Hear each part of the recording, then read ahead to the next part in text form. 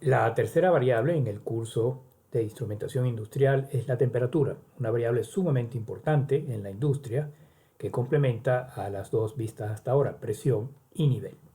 Para comenzar, conceptos básicos que están relacionados con la temperatura: el calor, definido como una forma de energía, unidades usuales, caloría, Joule, que es la unidad internacional, y en aparatos de climatización, BTU.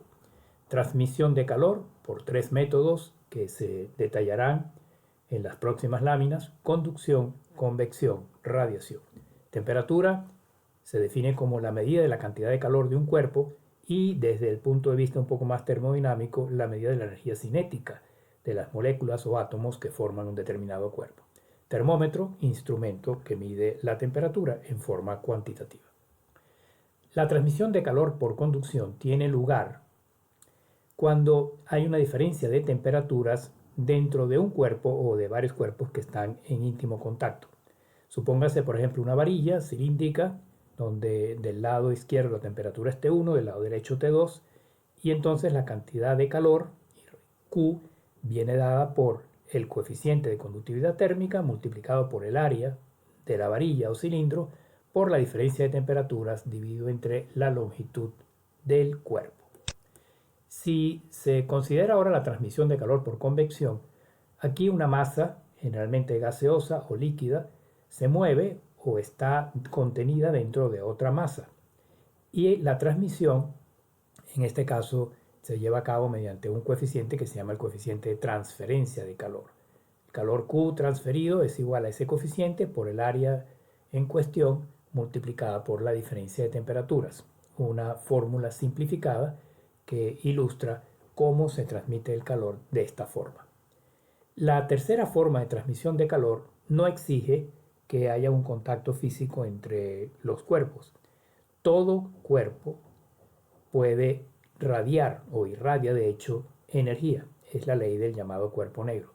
La cantidad de calor irradiada viene dada ahora por una onda de tipo electromagnética. Esas ondas electromagnéticas están definidas de manera tal que la cantidad de calor transmitida por radiación es proporcional a la cuarta potencia de la diferencia de temperatura. De hecho, la fórmula es Q igual C, que es la constante de radiación térmica, que depende de constantes universales como la constante de Stefan Boltzmann y la constante de Planck, que se verán posteriormente cuando se estudien los instrumentos de medición de temperatura a distancia, sin contacto con el cuerpo cuya temperatura se quiere medir.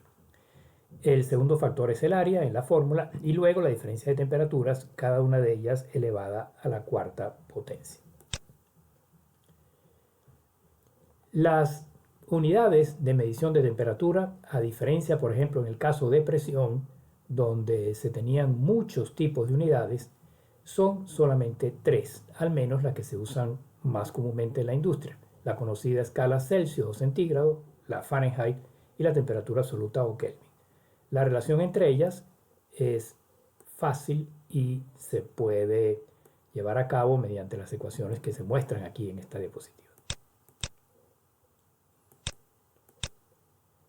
Igual que en presión y que en nivel, los elementos de medición de temperatura se pueden clasificar. Una primera clasificación sería en sensores de contacto, que son los sensores que tienen que tener un contacto físico con el cuerpo cuya temperatura se va a medir, bien sea un gas, un sólido, un líquido o cualquier otro estado de la materia, y se asume que el sensor y el objeto en cuestión cuya temperatura va a medirse estén en equilibrio térmico y por lo tanto no haya flujo de calor entre ellos, puesto que el sensor lo que va a medir realmente es su propia temperatura. El segundo tipo de sensor es el sensor sin contacto, donde se va a inferir o se va a medir a distancia la temperatura del cuerpo. Son sensores que se basan en la transmisión de calor por radiación y las aplicaciones incluyen casos en la industria en los cuales la temperatura es muy alta o en los cuales por razones prácticas no puede o no debe utilizarse un sensor convencional. El primer termómetro a estudiar aquí en el curso de temperatura es el termómetro de bulbo. Es un sensor de contacto cuyo principio de funcionamiento se basa en la expansión de una sustancia que puede ser gas, líquido o mezcla de ambos dentro de una cavidad cerrada, por ejemplo de metal, de vidrio, etc. La dilatación puede ser lineal, superficial o volumétrica. En el caso de la dilatación lineal se desprecian las otras dimensiones. Es el caso, por ejemplo, de un objeto como un alfiler o un clavo. Y aquí, supóngase que inicialmente ese objeto tiene una longitud L0 a una temperatura T0, se somete a calor para que aumente la temperatura y se produce una dilatación lineal. Esa dilatación implica un cambio en la longitud del objeto, delta L, que viene dado por el coeficiente de dilatación lineal del material, alfa, expresado en grados centígrados a la -1, multiplicado por la longitud inicial, multiplicado por el delta temperatura. En el caso de la dilatación superficial, la fórmula es similar. En este caso, delta A, ya que se está considerando dos dimensiones que cambian apreciablemente, delta área, es igual a beta, que es el coeficiente de dilatación superficial, también dado en grados centígrados a la -1, por área inicial por delta T. Y por último, el caso más general, la dilatación volumétrica, cómo se expande o se contrae un volumen de un cuerpo al someterse a un cambio de temperatura. Delta B igual a ρ, coeficiente de dilatación volumétrica, también grados centígrados a -1, por volumen inicial por delta T. Aplicado a un caso práctico, en la parte inferior de la figura se observa un bulbo que está lleno, por ejemplo, de un líquido o de un gas, el cual se va a someter a un cambio de temperatura. Al subir la temperatura, el líquido o gas dentro del bulbo se expande y para poder medir esta expansión o variación de temperatura se asocia el instrumento, el elemento primario en este caso, por ejemplo, a un sensor de presión, un diafragma, un tubo de Bourdon. Al expandirse la sustancia dentro del capilar, se ejerce una presión en el diafragma Bourdon y eso ya se conoce por el tema de presión, puede llevarse a una determinada medición. Cuantitativamente, el cambio de temperatura, arriba a la derecha en la lámina, será igual al cambio de volumen dentro del capilar de la sustancia que se está expandiendo o contrayendo, dividido entre el coeficiente volumétrico ρ y el volumen inicial. Los termómetros de bulbo, por normas internacionales, se clasifican en 4 tipos. Clase 1, para cuando el bulbo está lleno de un líquido, por ejemplo éter o alcohol, que no sea mercurio. Clase 2, lleno de un líquido con su gas, con su vapor volátil. Y clase 3, lleno de un gas generalmente cuasi ideal, como por ejemplo nitrógeno. La clase 5, no existe la clase 4, es la clase 1, pero para el mercurio. Hoy día no se utilizan instrumentos de medición de mercurio, puesto que el mercurio es una sustancia, un elemento químico tóxico, peligroso. Cuando se tienen en cuenta los termómetros o sensores basados en bulbo, es necesario, a pesar de que su precisión es bastante buena, del orden de 0,05% del alcance, 0,05 a 0,5 del alcance, es necesario tener en cuenta algunos factores que pueden y de hecho perjudican la medición, puesto que introducen errores, generalmente pequeños, pero siempre errores. Por ejemplo, variaciones en temperatura ambiente, efectos debidos a diferencia de nivel, especialmente cuando el termómetro está situado verticalmente, y esto aplica únicamente a líquidos, no a gases, pero también cambios de presión barométrica, efecto de inmersión, cuando el termómetro no está totalmente sumergido dentro de la sustancia cuya temperatura se quiere medir, radiación, ya se sabe que todo cuerpo irradia, no importa el tipo de termómetro, esto va a ser un efecto de pérdida de calor por radiación, efectos por cambios bruscos de temperatura. Imagínense, por ejemplo, un termómetro líquido donde hay un cambio brusco de temperatura y se expande primero el bulbo metálico o de otra naturaleza y luego se expande el líquido. Entonces en los primeros segundos la medición se va a ver falseada. Y efecto de oscilación alrededor de la temperatura ambiente.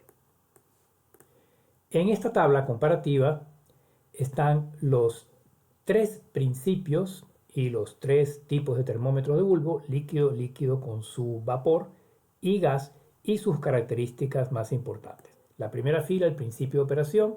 En el primero, cambio en volumen. en los dos siguientes cambios de presión. La clase a la cual pertenecen, el fluido de relleno que se vio anteriormente, el rango de temperatura, son rangos bastante amplios, especialmente los termómetros de gas, como se observa en la tercera columna, el tamaño del sensor, el tipo de escala lineal para el primero y el tercero, no lineal para líquido y vapor, la precisión, aproximadamente la misma en todos ellos, la velocidad de respuesta costo y la aplicación típica en la industria. Luego, para complementar la tabla, la susceptibilidad a los factores externos que se mencionaron anteriormente. Por ejemplo, variaciones en temperatura ambiente afectan más que todo a los termómetros de líquido y de gas. La parte de radiación, todos se ven afectados por la radiación. En la parte de inmersión, líquido y gas únicamente. En cuanto a diferencias de nivel, el de líquido y el de líquido con su vapor. En el caso del gas no hay ningún efecto en diferencia de nivel, puesto que el nivel en un gas en este caso no existe. Bien, y con esto se pasa al siguiente medidor de temperatura, que es el sensor bimetálico, también un sensor de contacto. El sensor bimetálico se basa en la diferente elongación o diferente dilatación de dos materiales distintos, generalmente dos metales. Por ejemplo, imagínense que se tienen dos barras íntimamente unidas de dos metales diferentes, aluminio níquel, hierro cobre, etc. Como el que se muestra aquí en la figura, llamado par bimetálico. Si se hace circular una corriente, por ejemplo, por ese par bimetálico y la corriente aumenta fuera del rango previsto, el par bimetálico se va a calentar y al calentarse ambos metales se van a dilatar. Pero como están íntimamente unidos, no pueden dilatarse por separados y el resultado es que el conjunto de los dos metálicos se va a pandear, se va a combar, se va a doblar.